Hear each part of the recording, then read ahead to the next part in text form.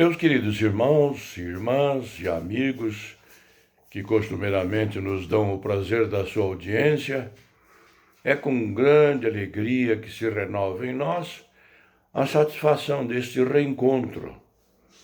Por isto recebam os cumprimentos fraternais da 8ª Igreja Batista Filadélfia de Curitiba, que é a patrocinadora deste programa evangélico, bem como de seu pastor Luiz Pedroso. Hoje vamos estudar mais uma lição importante, que é da autoria do ilustre culto pastor Sérgio Lima, e que tem como título Marcas Evidentes do Novo Nascimento. Afinal, quais são os objetivos da presente lição? Primeiro, conhecer o que o Novo Testamento ensina sobre o novo nascimento em Cristo Jesus. Também perceber que estamos tratando da conversão genuína dos que nasceram da água e do Espírito, conforme João capítulo 3, versículo 5. E disso há marcas evidentes. E por fim, praticar, vivendo a experiência gloriosa que o crente goza da conversão e do novo nascimento espiritual. Esta lição tem como texto áureo o versículo 17 do capítulo 5 da segunda carta de Paulo aos Coríntios, que leio. Portanto, se alguém está em Cristo, é nova criação. As coisas antigas já passaram. Eis que surgiram coisas novas. Ainda mais, outro texto, Evangelho de João, capítulo 3, versículos de 1 a 8. Havia um fariseu chamado Nicodemos, uma autoridade entre os judeus. Ele veio a Jesus à noite e disse: Mestre, sabemos que ensinas da parte de Deus, pois ninguém pode realizar os sinais miraculosos que estás fazendo se Deus não estiver com ele.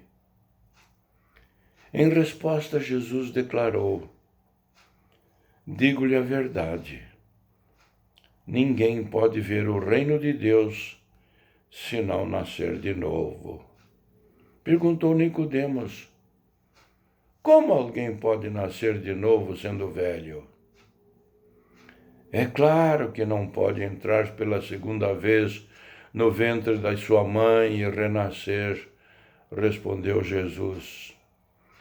Digo-lhe a verdade, ninguém pode entrar no reino de Deus se não nascer da água e do Espírito. O que nasce da carne é carne, mas o que nasce do Espírito é Espírito. Não se surpreenda pelo fato de eu ter dito: é necessário que vocês nasçam de novo. O vento sopra onde quer. Você o escuta, mas não pode dizer de onde vem nem para onde vai. Assim acontece com todos os nascidos do Espírito. Outro texto bíblico, Efésios, capítulo 4, versículos 22 a 24. Quanto à antiga maneira de viver, vocês foram ensinados a despir-se do velho homem, que se corrompe por desejos enganosos, a serem renovados no modo de pensar e a revestir-se do novo homem, criado para ser semelhante a Deus em justiça e em santidade, provenientes da verdade. Ainda Gálatas capítulo 6, versículo 15. De nada vale ser circundado ou não. O que importa é ser uma nova criação. A introdução desta lição começa com a citação do texto de João, capítulo 3, versículos 1 a 8. relata o encontro de Nicodemos com Jesus. Quem era Nicodemos? Ele era um fariseu, membro do Sinédrio, Supremo Tribunal Judeu. Era um dos principais dos judeus e representava o judaísmo aristocrático, bem intencionado, mas espiritualmente totalmente desinformado. Podemos ainda ter mais informações sobre Nicodemos no Evangelho de João, capítulo 7, 50 e 51, e capítulo 19, versículo 39. Nesse encontro, Jesus traz um assunto extremamente crucial e vital: o novo nascimento, ou a regeneração. Jesus enfatiza a necessidade de todos passarem pelo novo nascimento para verem o reino de Deus. Nicodemos não conhecia nada disso. Foi algo totalmente novo e para ele impossível de acontecer. Mas o que é o novo nascimento ou a regeneração? É o processo em que Deus, através do Espírito Santo, traz a salvação para todo aquele que se arrepende de seus pecados e crê em Jesus Cristo como aquele que perdoa seus pecados, e então acontece uma transformação de dentro para fora. O Espírito Santo passa a habitar na vida do novo convertido. Essa nova criação é algo que podemos perceber. Há sinais visíveis na pessoa que passa pelo novo nascimento.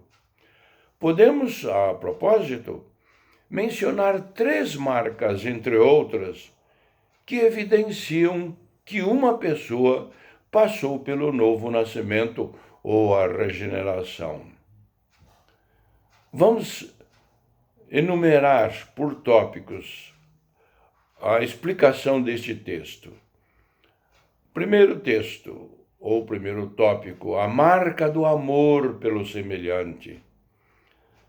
Na carta de Pedro, na primeira, capítulo 1, versículo 23, o texto bíblico fala que aquele que foi regenerado deseja a prática do amor fraternal e sincero, amando de todo o coração.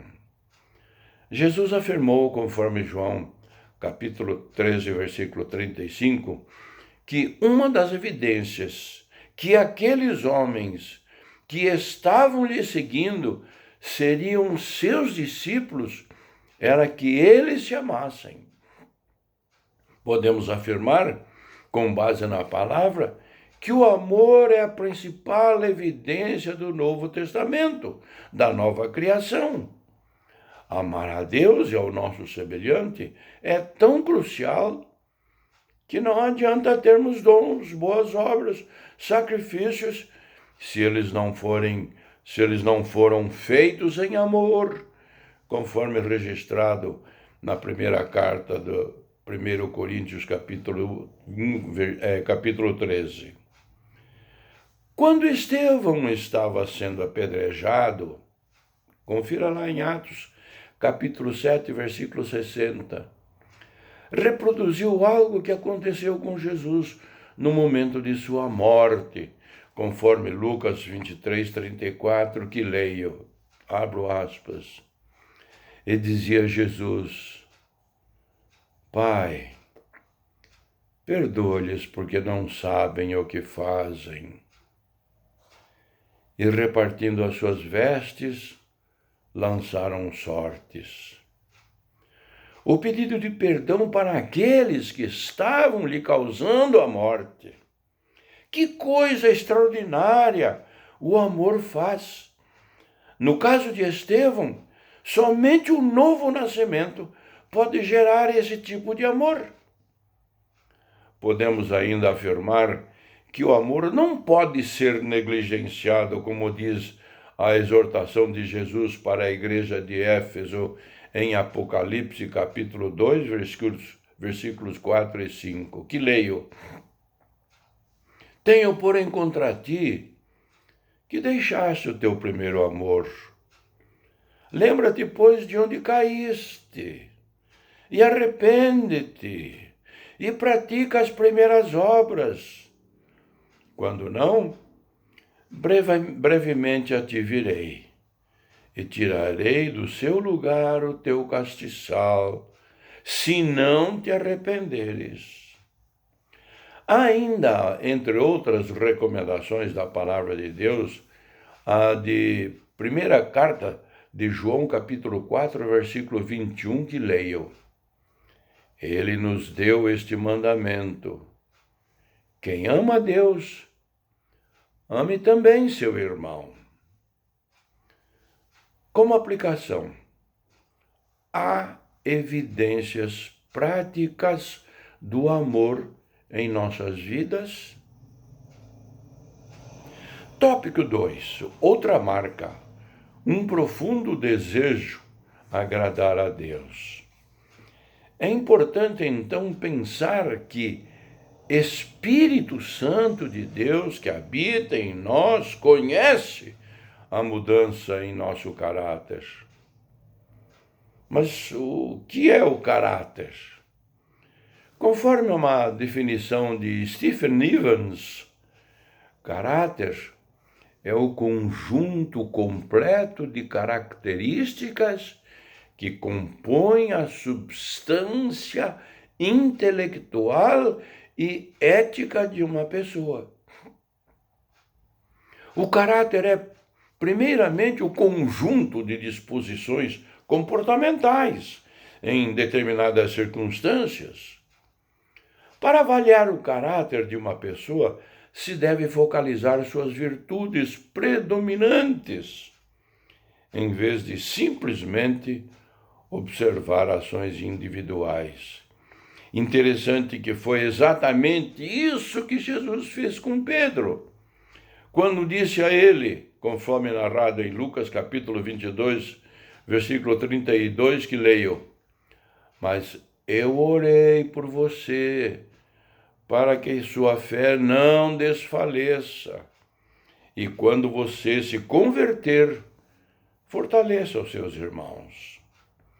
Importante também dizer que aquele que passou pelo novo nascimento opta em obedecer à vontade de Deus e não a do homem. Vejamos o texto de Atos, capítulo 5, versículo 29, que leio: Porém, respondendo Pedro e os apóstolos, disseram: Mais importa obedecer a Deus do que aos homens. O salmista Davi já se manifestou esse profundo desejo de agradar a Deus. Após arrepender-se do seu pecado, ele clama a Deus dizendo: Cria em mim um coração puro, ó Deus, e renova dentro de mim um espírito estável.